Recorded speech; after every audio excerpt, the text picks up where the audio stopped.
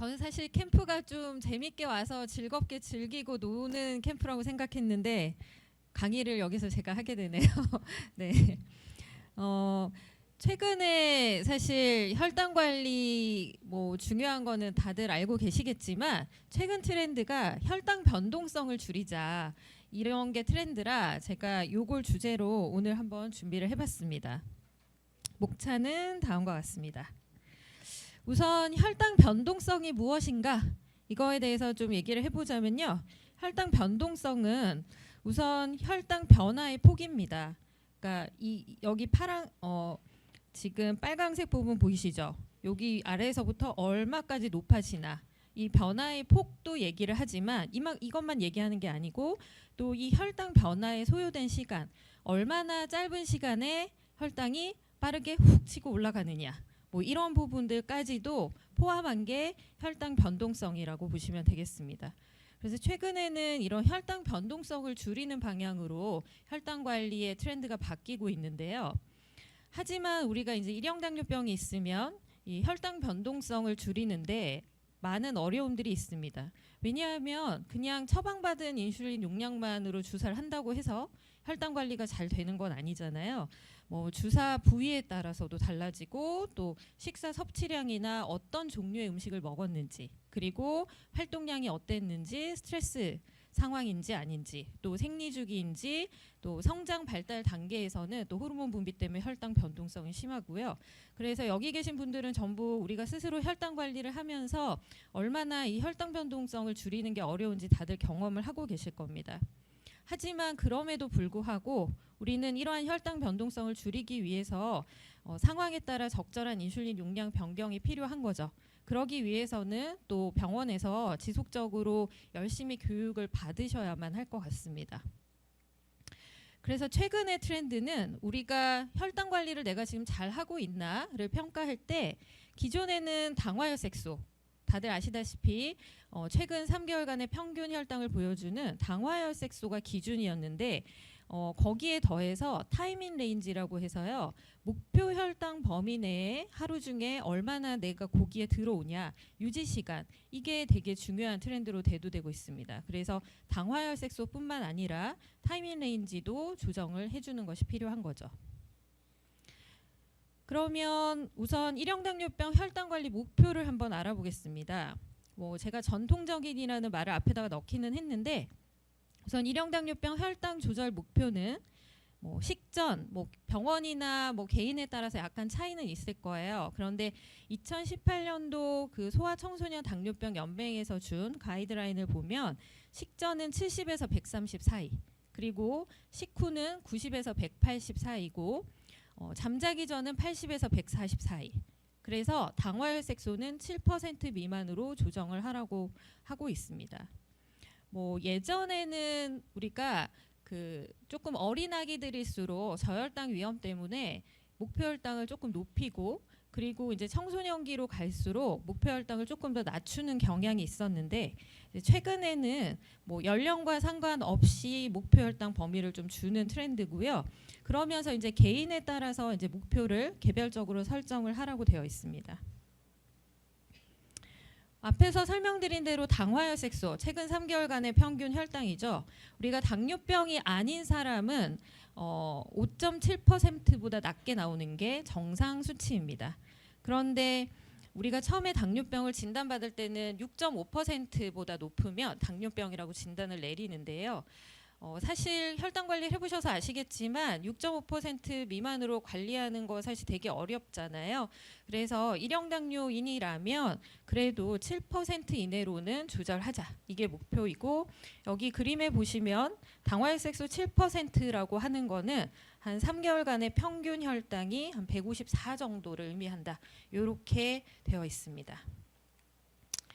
그런데 이러한 당화혈색소하고 우리가 혈당이 조절되는지 잘 보는 혈당 측정 횟수하고 관련성을 보니까 뭐 예전에는 이제 우리가 혈당을 측정하는 게 손끝 체열밖에 없었죠. 그래서 하루에 2번 하냐, 3-4번 하냐, 뭐 아니면 10번 이상 하냐 이런 거에 따라서 당화혈색소가 어떻게 달라지나를 봤더니요. 뭐 연령대에 따라서 조금씩은 다르긴 하지만 보시면 대체적으로 혈당 측정 횟수가 많아질수록 당화혈색소는 조금씩 더 낮아지고 있죠. 그래서 예전에는 보면 뭐 야간에도 부모님들이 한두 시간 사이에 막 계속 한두 시간마다 검사하고 해서 하루에 10번 이상, 20번씩 검사를 하는 경우들도 많이 있었습니다. 그런데 이제 여러 번 혈당 측정을 하기가 어려우니까 그러면 적절한 혈당 측정은 언제 하는 게 좋을까라고 했을 때 병원에서는 식전, 식후 다 하라고 하고 자기 전도 하고 새벽에도 하라고 하지만 당화혈색소와의 관계를 보니까요. 당화혈색소가 높을수록 당화혈색소 막 9%, 10% 이런 사람일수록 이 나의 당화혈색소 결과에 공복혈당이 훨씬 더 영향을 많이 주더라는 거죠. 이건 당연하겠죠. 혈당 관리가 잘 안 된 사람은 아침에 일어났을 때부터 높기 시작하고 높아서 하루 종일 높을 거 아니에요. 그래서 공복혈당을 먼저 조정하는 게 좀 목표이기 때문에 당화혈색소가 높을수록 공복혈당에 훨씬 더 치중해야 되고요. 그리고 이제 당화혈색소가 낮을수록 낮은 사람들은 사실은 공복, 식전은 대체적으로 괜찮은 경우들이 많거든요. 그래서 식전만 보고서 난 조절이 잘 되고 있다라고 생각을 했는데 식후 혈당이 높은 경우들이 있죠. 그래서 당화혈색소가 낮을수록 식후 혈당이 훨씬 영향을 많이 주더라. 그래서 식후 혈당 위주로 조정하기 위해서 노력을 하자. 이렇게 되어 있습니다. 그래서 기존에는 당화혈색소를 많이 봤지만 이제 당화혈색소 7% 미만이 목표입니다라고 얘기를 했죠. 그런데 이 똑같은 당화혈색소 7%라도 다르더라는 거예요. 그러니까 어떤 사람은 이렇게 혈당이 변해서 당화혈색소가 7%인 사람이 있고 아니면 혈당이 안정적으로 가면서 7%인 사람이 있는데 이게 우리가 기존에는 당화혈색소만 보고서 둘 다 조절을 잘 하시네요 생각했는데 이 두 사람이 다른 혈당 조절 상태더라는 거죠. 그래서 최근에는 이 연속 혈당 측정기를 사용하고 연속 혈당 측정기에서 앞에서 말씀드린 대로 타이밍 레인지, 목표 범위 내의 시간을 많이 봅니다. 이 목표 범위 내의 시간은 보통 70에서 180 사이가 목표 범위이고요. 이 70에서 180 사이에 하루 중에 내 혈당이 몇 % 정도 들어오냐, 이게 되게 중요한 거죠. 그러면서도 저혈당 비율과 또 고혈당 비율까지 같이 표시해주고 있습니다. 이 타이밍 레인지가 최근에 가장 핫한 트렌드인데 이게 왜 자꾸 타이밍 레인지 이렇게 얘기를 하냐면요. 이 타이밍 레인지를 보니까 목표 범위 70에서 180 사이에 들어오는 비율이 높을수록 70% 이상일수록 이 그 당뇨병성 그 눈과 관련된 합병증 이런 것들의 비율이 낮아지고 요 70에서 180 사이 범위에 들어오는 비율이 낮아질수록 합병증 발생 위험률이 높아지더라는 거죠. 마이크로알부민 유리아라는 이 단백뇨 이것도 동일합니다. 그리고 다양한 혈관 합병증도 보시면 타이밍 레인지가 높으면 높을수록 발생 비율이 낮아지는 걸로 이렇게 보입니다. 그래서 그러면 연속 혈당 측정기를 사용하는 일형 당뇨병 환자에서는 이 타이밍 레인지 조절 목표가 어떠냐면요. 70에서 180 사이가 우리 목표 혈당 범위니까 이 범위 안에는 하루 중에 최소한 70% 이상은 머물렀으면 좋겠어요. 이거죠. 근데 이게 70% 이상이라고 하더라도 또 저혈당이 너무 많이 나타나면 안 되니까 저혈당 비율은 4% 이내였으면 좋겠다라는 건데 이 4%가 사실은 70보다 낮은 거를 통틀어서 4%입니다. 근데 저혈당도 또 저혈당 나름 아니겠어요? 더 낮은 저혈당이 있으니까 54 미만의 저혈당을 다시 나눠서 매우 낮은 저혈당은 1% 미만. 그러니까 거의 오지 말자는 거죠. 그러면서 고혈당은 180까지가 목표 범위니까 180보다 높아지면 고혈당으로 말하는데 또 고혈당도 차이가 있겠죠. 고혈당도 우선 180보다 높은 전체 고혈당이 25% 이내였으면 좋겠는데 250 이상은 훨씬 더 높은 고혈당이죠. 그래서 이 매우 높은 고혈당은 이 전체 고혈당 25% 이내 중에서도 5% 이내로 거의 많이 발생하지 않았으면 좋겠다. 이게 우리 일형당뇨병 조절 목표입니다. 다들 이 정도 알고 계시죠? 네. 자, 앞에서 제가 일형당뇨병 혈당 조절 목표라고 말씀을 드린 거는 이제 그 성인이에요, 사실은.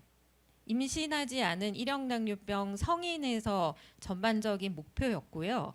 우리가 2022년에 소아청소년 당뇨병 연맹에서 그 소아청소년기의 일형당뇨병 혈당 조절 목표는 어떻게 해야 되느냐라고 목표를 제시했는데 완전히 달라졌습니다. 달라졌다는 건 뭐냐면 우리 지금 여기 있는 여러분들도 다 나의 식전 목표 혈당이 얼마고 식후가 얼마고 자기 전이 얼마고 새벽에는 얼마고 이렇게 다들 알고 계시잖아요.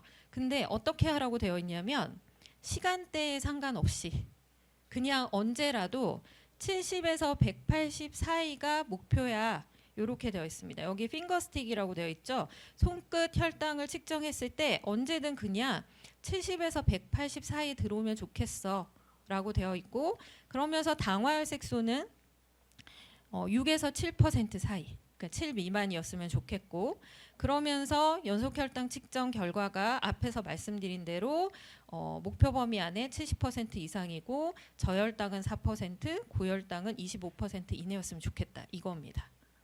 그래서 식전 식후라는 목표 혈당 개념이 사라졌어요.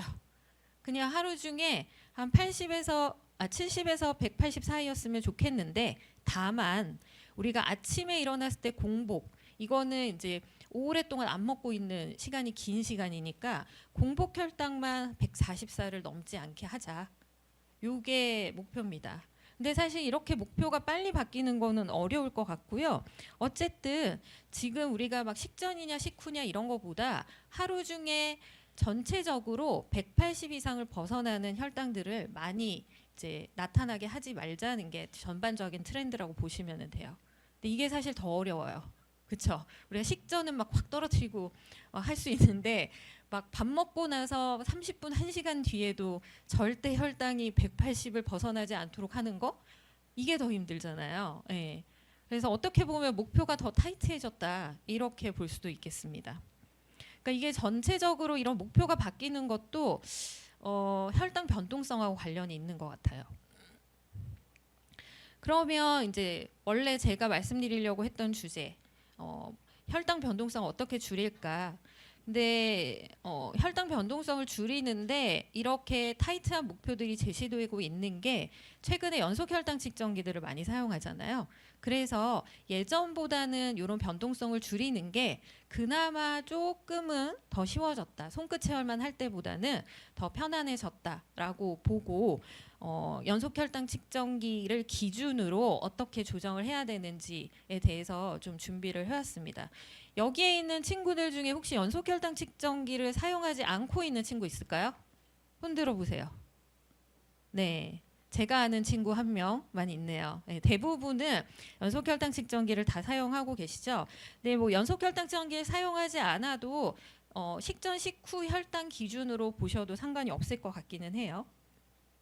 근데 다들 아시다시피 우리가 연속 혈당 측정기를 사용하는 이유가 예전에 자가 혈당 측정, 여기 손끝 체열을 할 때는 그냥 혈당이 식전 이렇게 재보면 대체적으로 나는 혈당 조절이 잘 되고 있어라고 알고 있었는데 연속 혈당 측정을 해보니까 내가 측정하고 있지 않던 시간대, 내가 모르는 시간대에 저혈당이나 고혈당들이 많이 발생하고 있었다라는 거죠. 그래서 최근엔 연속 혈당 측정을 많이 활용을 하고 있죠. 아시다시피 연속 혈당 측정은 이제 혈액 속에 있는 포도당이 세포 간질액으로 빠져나오고 이 포도당의 간질액을 연속 혈당 측정기가 계속 측정을 해서요. 요걸 우리 스마트폰에다가 보내주면 내가 데이터를 볼 수 있는 거죠. 하지만 이 혈당 측정 수치하고 센서 수치는 차이가 있습니다. 그렇죠? 차이가 큰 친구들도 있고 뭐 거의 비슷하게 나와요 하는 친구들도 있는데 이거는 이렇게 보셔야 될 것 같아요. 우리 손끝 체열만 할 때도 항상 제가 교육실에서 듣는 얘기가 우리 혈당 측정 결과 맞지 않아요. 이거였거든요. 왜냐하면 우리가 사용하는 자가혈당 측정기 요거도 혈당 측정 오차가 플러스 마이너스 20%까지 있습니다. 이게 엄청난 오차죠. 20%가 차이가 난다는 건 내 혈당이 300이면 혈당 측정기에서 240에서 360 사이 어떤 수치로든 읽어주기만 하면 돼요. 그래서 똑같이 피를 한 방울 딱 검사를 했는데 이 혈당 측정기는 240 나오고 이 혈당 측정기는 360 나와요. 그러면 이걸 받아들이시겠어요? 받아들이기 어렵죠. 그런데 손끝 체열도 혈액으로 측정을 하는 손끝 체열도 그 정도의 오차가 있습니다. 근데 그만큼의 오차가 계속 나타나는 게 아니라 목표 범위 안에 가까워질수록 오차 범위가 줄어들고 80이든 100이든 120이든 거의 그냥 안정적인 혈당이다. 이렇게 판단을 하는 거죠. 근데 혈액도 아닌 세포 간질액의 포도당으로 측정을 하다 보니까 연속혈당 측정은 조금 더 차이가 나는 경우들이 많고 또 이 혈액에서 빠져나온 이게 포도당 수치를 재는 거잖아요. 근데 혈액에서 간질액으로 포도당이 빠져나온 데까지 10분에서 15분 정도 걸리기 때문에 실제로 연속혈당 측정기가 보여주는 데이터는 나의 10분에서 15분 전 혈당이라는 거죠. 그래서 혈당이 안정적일 때는 차이가 크지 않은데 혈당이 빠르게 변하는 식후 혈당 혹은 저혈당일 때 혈당 이런 것들은 훨씬 더 차이가 클 수 있습니다. 그래서 혈당 측정기에서 막 저혈당이라고 막 알람 울리는데 혈당을 재보면 저혈당이 아니라거나 아니면 연속혈당 측정기에서 혈당이 100이라고 되어 있는데 실제 혈당은 70보다 낮거나 이런 상황들이 발생하는 거죠. 그래서 이런 거를 감안을 하고 연속혈당 측정기 쓰셔야 돼요. 근데 그럼에도 불구하고 우리가 연속혈당 측정기를 쓰는 것은 보이지 않는 내가 손끝 체열만 해서는 몰랐던 그런 다양한 혈당의 변화들을 많이 알 수 있고 그래서 그런 많은 정보들을 가지고 우리가 혈당을 안정화하는 데 훨씬 더 활용할 수 있다는 거죠. 연속혈당 측정기 종류는 아시다시피 뭐 덱스컴 G6가 있고 프리스타일 리브레 요 두 가지 제품 많이 쓰시죠. 이제 가디안 같은 경우에는 가디안 커넥트 3는 그 12시간에 한 번씩 손끝 체열을 해서 혈당값을 넣어줘야만 돌아갔기 때문에 그러니까 쓰는 분들이 많지 않았는데 이제 최근에 바뀌었어요. 가디안 4 스탠드 얼론이라고 해서 얘는 이제 덱스컴처럼 손끝 체열 결과를 넣지 않아도 그냥 센서를 차고만 있어도 데이터가 계속 나오는 그런 시스템으로 바뀌었습니다. 그래서 덱스컴 G6나 가디안 4가 거의 동일해졌고 프리스타일 리브레 같은 경우에는 이제 스캔을 해야 된다라는 이런 차이가 있습니다. 근데 어떤 연속혈당 측정기를 쓰시더라도 우리가 연속혈당 측정기가 제공하는 정보는 대체적으로 다 이제 실시간 혈당이죠. 그래서 현재 혈당이 어떤지 계속 보여주고 또 뭐 얼마나 빠르게 변화하고 있는지 이런 추세 화살표도 보이고요. 그리고 수시간 동안의 혈당 변동 이런 것도 보게 되죠. 그래서 연속혈당 측정기 다시면 뭐 다른 기능보다 이 스마트폰에 보이는 이 정보를 가장 많이 쓰고 계실 거예요. 그런데 이 화살표의 의미를 잘 알고 쓰는 것이 필요합니다. 보통은 옆으로 가는 화살표가 있잖아요. 이 옆으로 가는 화살표는 혈당이 거의 많이 변하고 있지 않아요라는 거예요. 근데 리브레하고 덱스컴은 이런 게 나오는데 이제 가디안은 그런 건 없습니다. 아예 화살표가 안 나오게 되어 있고 그 다음에 화살표가 비스듬하거나 하나 정도로 나오는 거는 1분의 혈당이 한 1에서 2 정도 변하는데 보통 1 정도 변하는 걸로 보시면 돼요. 그래서 1분의 혈당이 1이 변하니까 30분 뒤에는 지금보다 혈당이 30 정도 더 높아질 거야. 이렇게 예상을 할 수 있다는 거죠. 그러면 화살표 2개짜리나 똑바로 가는 이런 화살표가 있을 때는 1분의 혈당이 한 2 정도 변한다고 보시면 되고 화살표가 3개는 1분의 3 정도 변한다고 보시면 돼요. 그러면 30분 뒤에는 30, 60, 최소 90 정도가 변화한다라고 보시면 됩니다. 그래서 우리가 연속 혈당 측정기를 쓸 때 지금 당장의 실시간 혈당을 보여주지 않고 10분에서 15분 전 혈당이기는 하지만 대신 손끝 체열로 보이지 않는 이 화살표가 나오는 거죠. 그래서 변화의 속도와 방향을 보여주기 때문에 지금 연속 혈당 측정기가 120이라고 보여주더라도 만약에 화살표가 막 아래로 향하고 있다, 빠르게 떨어지고 있다, 그럼 우리가 사전에 저혈당을 미리 예방할 수가 있는 거죠. 예, 그래서 요 추세 화살표도 잘 적용해서 같이 보시면 좋을 것 같습니다. 그래서 보통 추세 화살표 방향이 아래쪽 방향이면 혈당이 내려갈 것으로 예측이 되니까 인슐린을 주사할 시간이라면 원래 주사할 용량보다 좀 감량하거나 아니면 추가 간식을 조금 먹을 필요가 있고요. 화살표 방향이 위쪽이면 지금보다 혈당이 계속 올라갈 테니까 뭐 필요하다면 추가 교정을 더 하거나 아니면 운동을 하거나 할 수 있겠죠. 여기까지 많이들 보시는데 사실 AGP 보고서라는 것도 연속 혈당 측정기에 있습니다. 근데 요거까지 다들 잘 안 보세요. AGP 보고서는 그냥 처방받을 때 필요한 거 아니에요? 뭐 이렇게 생각하시는데 이게 원래는 이 AGP 보고서를 정말 잘 활용을 하신다면 우리 변동성을 훨씬 더 많이 줄이실 수 있어요. 그냥 현재 혈당 보이고 화살표 트렌드 보이는 거는 지금 내 혈당을 따라가면서 관리하는데 급급한 거고 우리 조금 크게 넓게 봐야 된다는 거죠. 그래서 병원에 제출하는 용도 이런 걸로만 활용하시는 게 아니라 사이트에 들어가셔가지고 연속혈당 측정기 쓰신다면 AGP 보고서를 집에서 한 2주에 한 번씩 출력해서 보시면 좋을 것 같습니다. 이 AGP 보고서가 제공하는 정보들은 첫 번째로 이제 연속혈당 수치에 대한 통계가 나오죠. 뭐 평균이 얼마였고 내가 뭐 얼마나 센서를 열심히 잘 활용을 했고 그리고 변동성은 얼마였는지 이런 것도 나오고요. 그리고 아까 타이밍 레인지 비율도 나오고 또 하루 중에 혈당 변화가 어땠는지 그리고 매일매일의 혈당 변화가 어땠는지 이런 것들을 한눈에 볼 수 있게 되어 있습니다. 그래서 AGP 보고서를 활용해서 우리가 혈당 변동성을 잡아가는 3단계를 한번 써봤는데요. 우선 보고서를 좀 분석해서 내 혈당 패턴이 어떤지 좀 찾고 그래서 그러면 어떤 패턴이 나왔다면 원인이 무엇인지를 확인을 해서 어떻게 해결할까 여기까지 한번 해보도록 하겠습니다.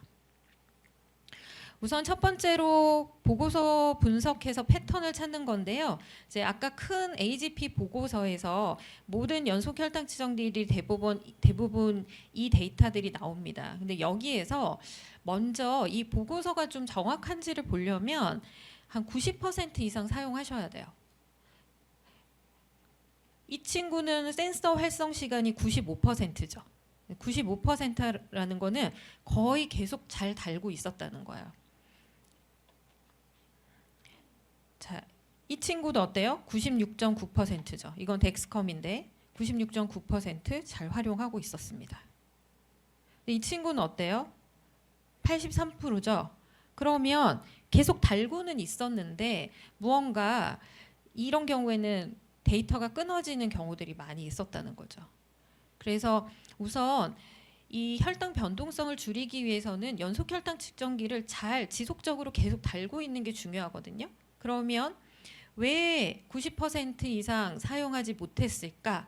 우선 원인을 분석을 해보니까 프리스타일 리블에는 8시간 이내에 한 번씩 이렇게 스캔을 해줘야 되는데 스캔을 제대로 안 하는 경우가 많아요. 2주 동안 달고 있으면서 스캔을 제대로 안 해서 저는 센서 달고 있었어요. 그런데 그냥 데이터가 뚝뚝뚝 중간에 끊겨 있는 경우들이 많죠.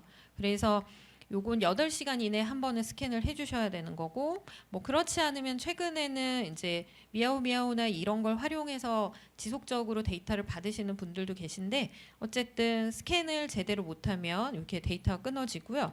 또 가디안을 쓰는 경우에는 12시간에 한 번씩 혈당을 측정을 제대로 안 해서 넣어주기 때문에 혈당 보정 문제 때문에 이렇게 보시면 데이터가 막 끊어져 있죠. 이렇게 끊어지는 이런 상황들이 지금 발생하고 있습니다. 그리고 두 번째로는 이제 연속 혈당직 쓰시면서 또 계속 못 썼다면 이거죠. 잘 떨어져요. 이거거든요.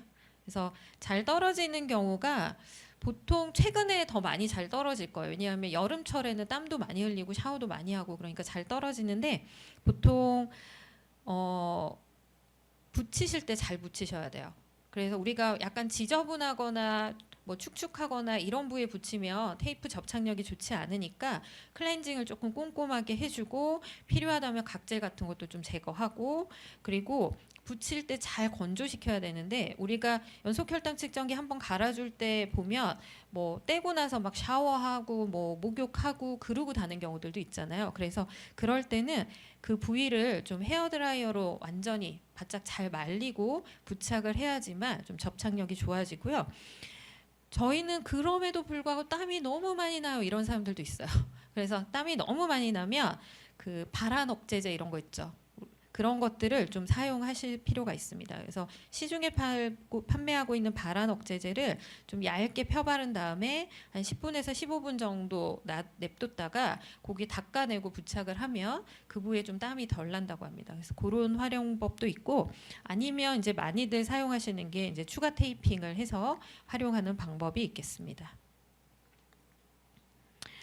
만약에 우리가 이제 사용하다가 막 간지러워서 못 하겠어요. 아니면 피부에 문제가 있어서 못 하겠어요. 이런 경우들도 있죠. 그래서 뭐 알러지나 뭐 접촉성 피부염 이런 것들이 발생하는 경우에는 이제 이런 피부 장벽 보호 제품들이 있어요. 그래서 컨바텍 피부 보호 필름이나 아니면 피부 코팅제 이런 거는 스프레이라서 센서 삽입 전에 요거를 먼저 사용을 하고 나서 그리고 나서 센서를 삽입을 하면 얘네가 피부도 좀 보호하는 이렇게 얇은 막이 생겨서 보호해주기도 하지만 또 약간 찐득찐득해서 접착력을 좀 높여주는 그런 효과들도 있고요. 그리고 센서를 제거할 때 확 뜯어버리면 그것 때문에 이제 자극이 되는 경우들도 있거든요. 그래서 뜯을 때도 이제 이런 스프레이들, 리무버 스프레이들이 있어요. 그래서 요걸 조금 뿌리면 몇 초 안에 그 접착제들이 이렇게 보들보들하게 돼서 그냥 손으로 탁 뗄 수 있게 되어 있는 제품들도 있고 그리고 혹시 이제 센서뿐만 아니라 뭐 펌프 쓰는 친구도 아까 있었는데 인슐린 펌프나 이런 것들을 쓰면 결국은 이제 부위에 자국이나 흉터들이 좀 많이 지잖아요. 그래서 흉터나 이런 게 생길 때 이제 콘트라투백스나 노스카나겔 이런 제품들을 활용을 해가지고 좀 흉터를 빨리 없애거나 완화시키는 방법들도 있습니다. 그리고 센서를 제거했는데 뭐 통증이나 가려움이 있는 경우 이거는 감염이 없는 경우에 해당하는데 그냥 감염은 없지만 통증이나 가려움이 있는 경우에는 이런 다양한 스테로이드제라던가 항균제 또 하이드로콜로이드 접착 패드 등을 이용해서 고기를 조금 안정시켜 주시는 것도 필요하겠습니다. 그래서 센서를 많이 사용하면 좋겠는데 지속적으로 사용하는 게 피부의 문제라면 이런 다양한 제품들이 있다라는 거 한번 말씀을 드리고요. 우선 이제 90% 이상을 잘 사용을 했다면 이제 우리가 봐야 되는 건 타이밍 레인지죠. 그래서 70에서 180 사이에 몇 퍼센트 머물렀는지를 봅니다. 보니까 이 친구는 59%네요. 그러면 목표 범위 안에 우선은 도달하지 못했고 그럼 목표 범위 안에 도달하지 못한 이유가 저혈당 때문인가 고혈당 때문인가 볼 때 저혈당인 걸 먼저 봐요. 저혈당 보니까요. 저혈당이 가끔 나타나는데 2%밖에 안 되죠. 그럼 아까 저혈당 목표가 얼마였죠? 4% 이내였죠. 그래서 4% 이내이기 때문에 저혈당은 문제가 안 되는데 고혈당 비율을 보니까요. 이 친구가 고혈당 비율이 180에서 250 사이는 23%, 250 이상은 16%. 그러면 고혈당이 거의 39%, 거의 40%입니다. 그러니까 하루의 절반 가까이가 고혈당에 머무는 거죠. 그러면 이 친구는 좀 고혈당이 문제네, 이렇게 우리가 지금 고혈당이 문제네 확인할 수 있어요. 이게 나의 데이터라고 보시면 문제를 찾기가 좀 쉬우실 거예요. 그러면 이걸 보고 저혈당, 고혈당 패턴이 있는지를 한번 볼게요. 우선은 이제 고혈당이 문제였는데 여기 밑에 AGP 보고서 외래 혈당 프로필에 보면 이제 시간대별로 24시간 0시부터 24시까지 쭉 데이터가 나오거든요. 그럼 나는 고혈당이 문제인데 고혈당이 나오는 시간이 언제지? 언제 고혈당이지? 이걸 보시는 거예요. 보시면 어때요? 여기 중간에 짙은 선이 있죠. 얘가 50%이라고 해서 평균입니다. 나의 평균 혈당이 이렇게 변화가 되고 있는 거고, 그 이후에 조금 더 옆으로 짙은 부분, 이 짙은 부분이 한 25%에서 75%라고 해서 주로 내 혈당이 여기에서 많이 움직이고 있는 거예요.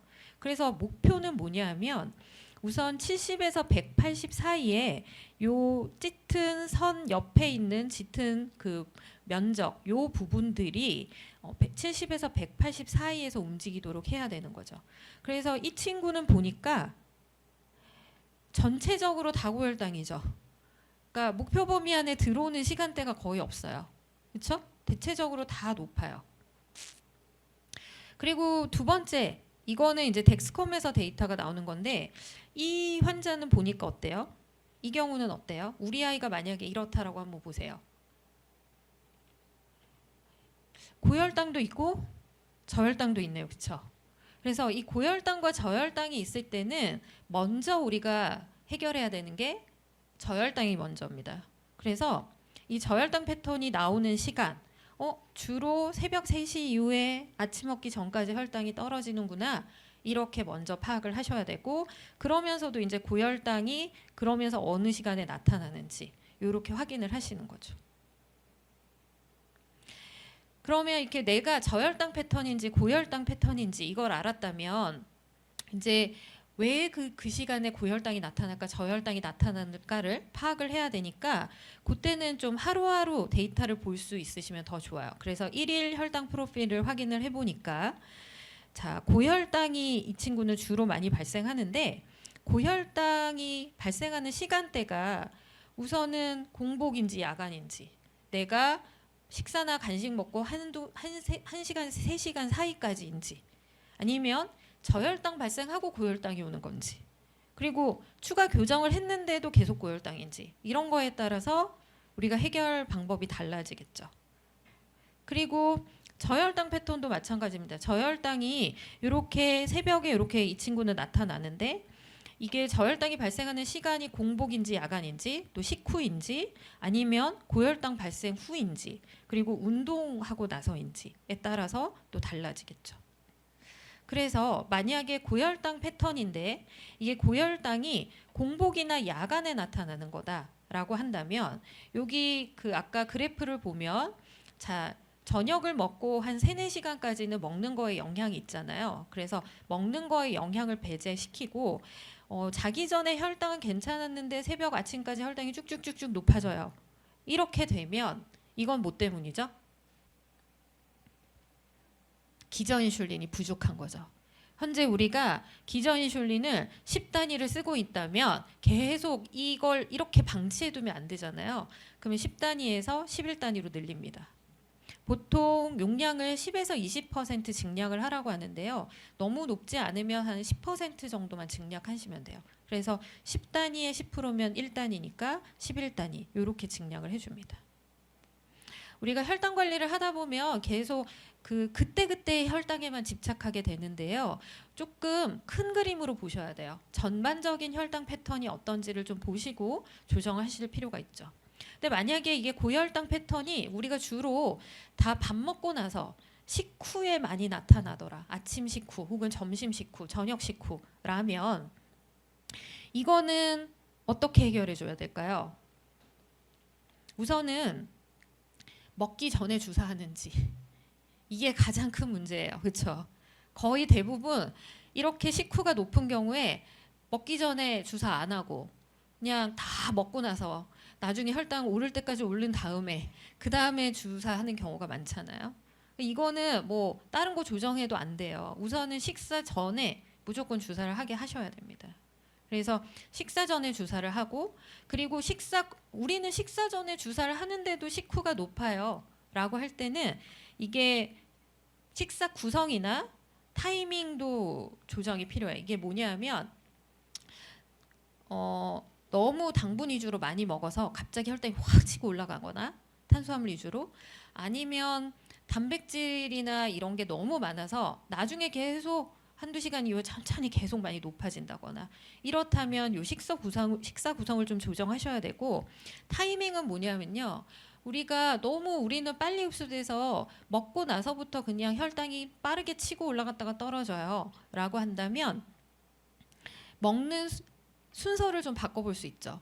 밥부터 먹으면 혈당이 너무 빨리 올라가니까 반찬을 조금 먹다가 그리고 밥을 먹는다거나 이렇게 순서를 바꿔보는 것도 이제 식후를 조금 조정하는 해결책이고, 만약에 이것도 아니고 저것도 아니라면 사실 일반적으로는 식후가 높은 이유는 식사 인슐린이 부족해서잖아요. 그래서 우리가 만약에 탄비 적용을 하고 있다면 탄비를 좀 낮춰주는 거죠. 탄비를 낮추면 식사 인슐린이 많아지니까 이렇게 조정해 주시면 되겠습니다. 그 다음에 고혈당 패턴 중에 저혈당이 발생한 후에 고혈당이 나오는 경우들도 상당히 많아요. 그러니까 저혈당이 한번 왔고 이 저혈당 대처로 인해서 여기 보세요. 65 나왔는데 그 이후에 혈당이 확 올라가죠. 자, 65, 64인데 혈당이 확 올라가죠. 이건 왜 그럴까요? 과다한 저혈당 대처로. 그렇죠? 보통 적절한 저혈당 간식을 먹어야 되는데 그냥 정신없이 막 먹는 거죠. 그리고 나서 고혈당이 되는 경우도 상당히 많습니다. 그래서 우리가 일반적으로 저혈당 간식은 얼마나 먹어야 되죠? 15g 뭐 이렇게 알고 있잖아요.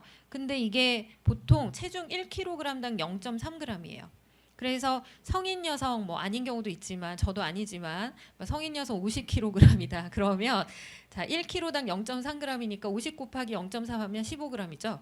그래서 성인 여성 기준 15g. 그리고 남자는 70kg 기준이다라고 하면 한 21g이니까 그래서 성인에서는 15에서 20g의 탄수화물 섭취하세요. 저혈당일 때 이렇게 얘기하는데 우리는 체중이 조금 적게 나갈 수 있으니까 만약에 우리 아이가 체중이 20kg예요. 라고 하면 20 곱하기 0.3 하면 6g이죠. 탄수화물 6g 먹어야 됩니다. 30kg이다. 그러면 9g이니까 약 10g 정도 먹어야 되죠. 그래서 너무 과한 저혈당 간식을 먹으면 그로 인해서 반대로 고혈당이 될 수 있다는 거 아셔야 되고요. 특히 센서 연동형 인슐린 펌프를 쓰는 친구들이 있을 거예요. 그러니까 센서하고 연동되어 있는 펌프 이런 것들은 기능에 따라 조금씩 다르지만 센서하고 연동되어 있는 대부분의 펌프는 우선 어때요? 저혈당이 발생하려고 하면 미리 베이잘, 기저 인슐린이 딱 끊어지잖아요. 그렇죠? 그래서 이렇게 이미 끊어진 상태에서 저혈당 간식을 너무 많이 먹잖아요. 그러면 또 확 튀어요. 그래서 센서 연동형 인슐린 펌프를 사용할 때는요. 기존에 내가 주사법처럼 저혈당 간식을 먹으면 안 되고 훨씬 더 작게 먹어야 돼요. 한 탄수화물 3g에서 5g 정도. 그렇게 조금씩 먹으면서 혈당이 올라가는 정도를 봐서 필요하면 조금. 이렇게 먹는 것이 저혈당 대처로 인한 고혈당을 예방하는 방법입니다. 그 다음 고혈당 패턴의 마지막인데요. 교정 인슐린 주사했어요. 우리 혈당이 너무 높아서 추가 주사했어요. 여기 보시면 요거 이제 펌프 데이터긴 한데요. 이 친구가 346이라서 6.1단위의 교정 인슐린을 넣었거든요. 근데 살짝 떨어지는 듯 하더니 안 떨어지죠. 거의 잘 안 떨어지죠. 그러니까 이런 일들이 자주 발생한다면 요거는 나의 인슐린 민감 지수 1단위가 내 혈당 떨어뜨리는 민감 지수가 안 맞는 거죠. 그래서 교정 지수가 50이다. 그러면 난 옛날에는 1단위가 50을 떨어뜨렸을지 모르지만 지금 50 못 떨어뜨려 주는 거예요. 그래서 이제 40으로 줄이거나 이게 필요해요. 전체적으로 조정을 해도 되지만 시간대에 따라 다르잖아요. 우리가 야간에 교정하는 거랑 낮 시간에 교정하는 거랑 다르니까 야간과 낮 시간에 이 민감 지수를 좀 다르게 조정을 해 주실 수 있습니다. 여기까지 이해가 가시나요? 네. 자, 그다음은 이제 저혈당 패턴이에요. 자, 아까 저혈당 패턴도 있었잖아요. 자, 저혈당이 오는 시간이 공복이나 야간에 온다. 아침 먹기 전까지 막 혈당이 훅 떨어지거나 아니면 새벽에 잘 때 혈당이 떨어진다라고 하면 이 경우에는 대체적으로는 뭐예요? 트레시바, 란투스 같은 기저 인슐린이 너무 많으니까 반대로 용량을 10%에서 20% 감량해야 합니다. 저혈당이 오는데도 계속 저혈당 간식 먹으면서 용량을 그대로 한다거나 저희 어떤 부모님이 이렇게 하시더라고요. 저희가 10단위 주사하는데요. 자기 전에 혈당을 120으로 만들어 놓고 자잖아요. 그럼 새벽에 계속 저혈당이 오는 거예요. 그래서 우리는 항상 자기 전을 200으로 만들어 놓고 자요. 그래야 트레시바 10단이 맞으면 아침까지 괜찮더라고요. 이렇게 말씀하시거든요. 그러면 이게 좋은 방법일까요? 아니죠. 우리 자기 전에 조금 더 낮게 해놓고 자야 되고 대신 그 혈당으로 유지가 되게 만들어줘야 되니까 트레시바 용량을 줄이시는 게 맞습니다. 자, 두 번째는 식사나 간식을 먹고 1시간에서 3시간 사이에 저혈당이 온다. 이거는 보통 식후에 오는 저혈당이니까 이거는 어떨까요? 보통은 식사 인슐린이 너무 많아. 이렇게 판단할 수 있죠. 그래서 탄비를 조정해야 돼. 이렇게 판단할 수도 있고 아니면 탄비를 아무리 조정해도 안 되는 경우들도 있더라고요. 그게 탄수화물 계산이 좀 명확해야 돼요. 탄수화물 정확히 계산하나? 어떤 경우는 계속 그냥 자기가 계산은 계산대로 하고 계산량과 상관없이 알아서 주사하는 경우도 많이 있거든요. 그래서 그런 걸 좀 확인을 해보는 게 필요합니다. 그다음 세 번째로 고혈당이 발생한 후인가요? 자, 여기 보시면 어때요? 고혈당 첫 번째 줄에 보면 고혈당이 와서 여기 주사기 표시가 있죠. 이때 주사를 했다는 거예요. 그랬더니 훅 떨어지려고 하고 그 계속 살짝 올라가다가 야간에 연결해서 보면 점점 훅 떨어져 버렸죠. 이거는 보통 교정 용량이 좀 너무 많아서 이제 저혈당이 오는 경우가 많습니다. 그래서 민감 지수를 조정할 필요가 있겠다. 이렇게 판단하시면 돼요. 그다음 저혈당 패턴의 마지막인데요. 운동 중이나 운동한 후인가요? 자, 보통 운동하고서 저혈당이 오거나 뭐 운동 중에는 저혈당 오는 거 이해하는데 운동 후에 저혈당이 오는 거 이해 못 하시는 분들도 많이 계신데요. 운동의 효과가 4시간에서 10시간 이상 지속이 돼요. 그래서 내가 낮에 오늘 운동 좀 했다 그러면 야간에 혈당이 막 떨어진단 말이죠. 그래서 우선 운동이 혈당을 떨어뜨리니까 식전에 내가 밥 먹을 때 나 지금 이거 먹고 운동할 거야 라고 계획된 운동인 경우에는 원래대로 주사하면 안 되겠죠. 주사 용량을 좀 줄여서 주사합니다. 보통은 저희가 한 30% 줄이라고 해요. 즉 원래 주사할 용량이 한 10단이면은요 7단위만 주사하세요 이렇게 얘기해요. 그럼 나머지 3단위는요 운동이 떨어뜨려 주는 거죠. 근데 이게 무조건 70%는 아니에요. 왜냐하면 저희가 우리 병원 다니시는 환자분들은 제가 이 예시를 되게 많이 듣는데요. 저희 20살짜리 어떤 남자친구가 스쿼시를 하는데 운동할 때마다 스쿼시 갈 때마다 계속 저혈당이 온다는 거예요. 그래서 저희가 이 친구가 너 몇 단위 맞니? 그랬더니 10단위 맞는데요. 그래서 자 7단위로 줄여서 맞아 하고 1시간 스쿼시 했어요. 근데 또 저혈당 왔어요. 그래서 그러면 5단위로 줄여 그랬더니 그럼 50%로 줄인 거죠. 근데 또 저혈당이 왔어요. 그러면 저혈당 안 올 때까지 계속 줄여봐. 그래서 계속 줄였더니 2단위 맞으니까 괜찮더라고요. 네. 10단위 계산한 용량이 10단위인데 2단위를 주사를 하고 스쿼시를 했더니 이제 식후에 저혈당이 안 오는 거예요. 이만큼 운동의 효과가 셉니다. 그럼 모두가 그럴까요? 운동 강도에 따라 다르겠죠. 그러니까 똑같이 1시간 운동을 해도 얼마나 강도가 세게 하느냐 또 연관이 있어요. 그래서 이거는 내가 혈당 패턴을 보면서 운동을 할 때 좀 규칙적인 운동을 하는 경우에는 어느 정도까지 용량을 줄여야 되는지 이런 것도 우리가 좀 생각을 해야 되고 그리고 이렇게 강한 강도의 운동이 아니더라도 그냥 저강도의 운동이라도 오래 하면 혈당이 계속 떨어집니다. 1시간 이내의 운동과 2시간, 3시간 보통 아까 등산하는 친구들도 꽤 많았는데 이제 등산을 하면은 혈당이 계속 떨어지거든요. 그래서 그런 경우에는 이제 인슐린 감량으로만 해결할 수 있는 부분은 아니고 추가 간식을 계속 먹으면서 운동이 필요합니다. 그리고 이제 인슐린 펌프를 사용하는 친구들은 임시 배이자 기능이라는 걸 활용할 수 있죠. 그래서 세팅된 베이잘 용량을 미리 사전에 줄여줄 수 있잖아요. 근데 운동 직전에 줄이는 것보다 보통 한두 시간 전에 미리 줄이면 더 좋다고 해요. 그래서 한두 시간 전에 줄이고, 그리고 운동하고 나서도 한 두세 시간 정도까지는 필요하다면 계속 임시 베이잘 기능을 써서 뭐 50% 이렇게 감량을 해주는 것이 필요합니다. 여기까지가 사실은 제가 이 혈당 변동성을 조정하는 방법에 대해서 준비를 한 내용인데요. 어려우시죠? 사실 이렇게까지 해야 돼? 라는 생각들을 하실 거고, 너무 머리 아파요 하시는 분들도 많으신데, 사실 일형 당뇨병인 이상 우리가 자동이 아니라 수동으로 외부에서 인슐린을 넣어주면서 혈당을 안정적으로 조정을 하려면 생각을 많이 해야 되는 것 같습니다. 생각도 많이 하고 공부도 많이 하고 신경도 많이 써야 돼요.